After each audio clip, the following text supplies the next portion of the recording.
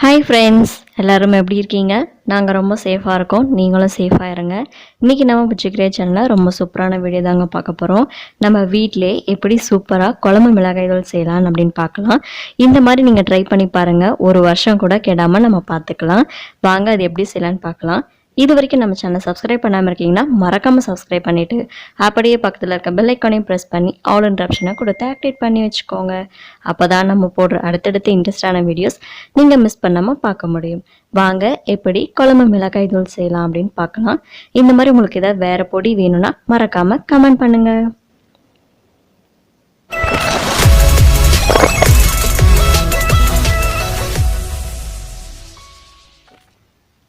இதுக்கு இது ஒரு 2 கிலோ மிளகா, இது 100 கிராம் துவரம்பருப்பு, இது 100 கிராம் கடலைப்பருப்பு, இது 1/2 கிலோ இல்லை 3/4 கிலோ தனியா எடுத்துக்கலாம்.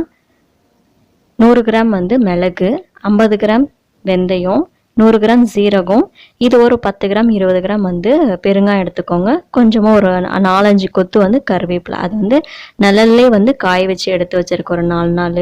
பெருங்காயம் நீங்கள் சின்னதாக எடுத்துக்கலாம். ஒரு 50 கிராம் கடுகு. இப்போ நான் காமிச்ச எல்லாத்தையுமே நீங்கள் நல்லா பொன்னிறமாக வறுத்து எடுத்துக்கணும். இந்த மாதிரி நல்லா நீங்கள் சூட்டில் நல்லா பொன்னிறமாக ஒரு மிதமான சூட்டில் வச்சு பொன்னிறமாக வறுத்து எடுத்துக்கலாம். மிளகாய் ஒரு மிளகாவையும் தனியாவையும் ஒரு 4-5 நாள் வெயிலில் காய வச்சுட்டு நல்லா முறுமான்னு வந்ததும் நம்ம வறுத்து எடுக்க போகிறோம். இப்போ பாருங்கள், எல்லாமே நல்லா பொன்னிறமாக வறுத்து எடுத்தாச்சு. கருவேப்பிலை வறுக்க தேவையில்லை, ஏன்னா ஆல்ரெடி அது நல்லா காஞ்சனால வறுக்க தேவையில்லை. இது எல்லாமே நம்ம பொன்னிறமாக வறுத்துட்டோம்.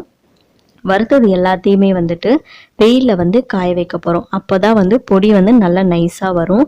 அதுக்காகத்தான் கருவேப்பிலை மேலே போட்டுறாதீங்க, பறந்து போயிடும். நாங்கள் போட்டுட்டு பறந்தே போயிடுச்சு. இது பேடிகை மிளகா. கலருக்காக ஒரு 50 கிராம் மட்டும் வாங்கிட்டு காய வச்சிருக்கு. மிளகா நம்ம வறுக்கிறதுக்குள்ளே மிளகா இன்னும் கொஞ்சம் நல்லா காயட்டும் அப்படின்றதுக்காக மிளகாவும் சேர்த்து வறுத்துருக்கோம். இப்போ தனியாலாம் காய வச்சுட்டாலே இப்போ மிளகா எடுத்துகிட்டு போயிட்டு தனியாக வறுக்க போகிறோம். பெருங்காயத்தூள் பொடி பண்ணி நல்லா அதையும் காய வச்சு எடுத்துக்கோங்க. இப்போ இந்த மிளகா நல்லா சூடேறினா மட்டும் போதும். அந்த கலர் மட்டும் சேஞ்ச் பண்ணுற அளவுக்கு விட்டுறாதீங்க. நல்லா சூடேறினா மட்டும் போதும். கொஞ்சம் ஒரு மிதமான, ஏன்னா வெயிலே கொஞ்சம் நல்லா காஞ்சிட்ருக்கோம். நம்ம இந்த அளவுக்கு நல்லா சூடு பண்ணி அதையும் கொஞ்சம் நேரம் வெயிலில் காய வைக்க போகிறோம். நம்ம காலையிலே இதெல்லாம் வறுத்து எடுத்துட்டோம்னா சாயந்தரத்துக்கு எல்லாம் ரெடி ஆகிடும்.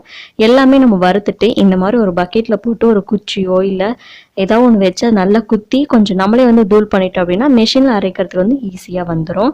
இப்போ நம்ம எல்லாம் உடச்சி எல்லாம் எடுத்துகிட்டு வந்தாச்சு. இப்போ நீங்கள் அப்படியே ஸ்டோர் பண்ணிட்டீங்க அப்படின்னா அரைச்சிட்டு அப்படியே ஸ்டோர் பண்ணிங்கன்னா பூச்சி புழு ஏதாவது கண்டிப்பாக வரும். இந்த மாதிரி நம்ம ஆற வச்சு எடுத்துடணும். கடையிலேருந்து வந்ததுமே இந்த மாதிரி நம்ம வெளியே போட்டு இந்த மாதிரி நல்லா ஆற வச்சிட்டோம் அப்படின்னா ஒரு வருஷம் வரைக்கும் நம்ம நல்லாவே யூஸ் பண்ணலாம். அதில் எந்த பூச்சி புழுவும் வராது. இந்த மாதிரி நீங்கள் ட்ரை பண்ணுங்கள். எப்படி இருக்குன்ட்டு எனக்கு மறக்காமல் கமெண்ட்டும் பண்ணிவிடுங்க. ஓகே ஃப்ரெண்ட்ஸ், இந்த மாதிரி நீங்களும் குழம்பு மிளகாய் தூள் வீட்டிலே ஈஸியாக ரெடி பண்ணிவிட்டு செஞ்சு பார்த்து எனக்கு சொல்லுங்கள். இது ஏன் பருப்பு இந்த மாதிரி ஜலிக்கிறோம் அப்படின்ட்டு நிறைய பேருக்கு டவுட் இருக்கலாம்.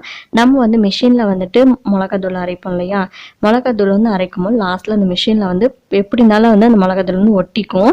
அது ஒட்டாமல் இருக்கிறதுக்காக லாஸ்ட்டாக பருப்பு போட்டோம் அப்படின்னா இந்த பருப்புலேயே எல்லா தூளும் வந்துடும். அதுக்காக தான் பருப்பு போட்டு மிஷினில் இன்னொரு வாட்டி நம்ம அரைச்சி எடுத்துட போகிறோம். இதே மாதிரி நீங்களும் செஞ்சு பார்த்துட்டு எப்படி இருக்குன்னு எனக்கு கமெண்ட் பண்ணுங்கள். ஓகே ஃப்ரெண்ட்ஸ், அடுத்த வீடியோவில் சூப்பராக சந்திக்கலாம். தேங்க்ஸ் ஃபார் வாட்சிங். டாடா பாய். சப்ஸ்கிரைப் பண்ணாதவங்க மறக்காமல் சப்ஸ்கிரைப் பண்ணிவிடுங்க.